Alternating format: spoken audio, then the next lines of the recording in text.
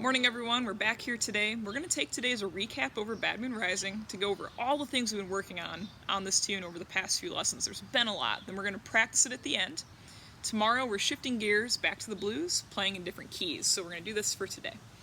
Let's start with our chords. We got our D, our A, and our G chord. So for this A chord, we could bar that instead.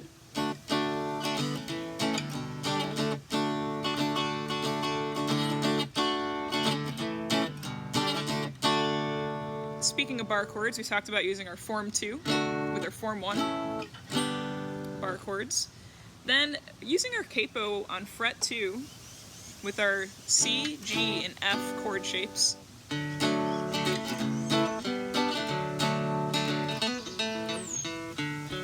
That allowed us to riff on our C chord a little bit. So lots of different chord options, right? Now, while we're on the topic of our chords, if you're working on chords for today, what I'd like you to do is try to keep the rhythm in your right hand happening. So a lot of times as guitar players, we'll keep the rhythm going even while we're switching chords. So you might not necessarily be holding a chord down, you might be strumming some open strings or some muted strings during the chord switch. And that's a totally normal thing to do as a guitar player. So right there, when I switched from G to D, I actually had an up strum that hit open strings right there. Totally normal. Just something that we do as guitar players, we don't always think about it. So just, if you try to keep your right hand rhythm happening, that seems to help kind of keep the rhythm together and hitting chords on the right beat, okay? So let's see, we added triads as well.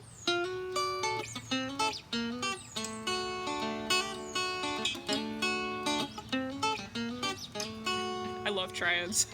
They're so fun. And you can use those on chords as a way to just like vary up the chord change you're playing, or you can use them on your solo. Speaking of soloing, we're going to go ahead and move to our scale that we use for this song now. We're in the key of D major, so we said we can use our D major blues scale. And because we know that our two scale shapes connect, it opens up all these notes too, right? So you can switch between the two scale shapes, and all those notes are at your disposal. They all work. So knowing that, you can also shift up those blue notes if you'd like to as well.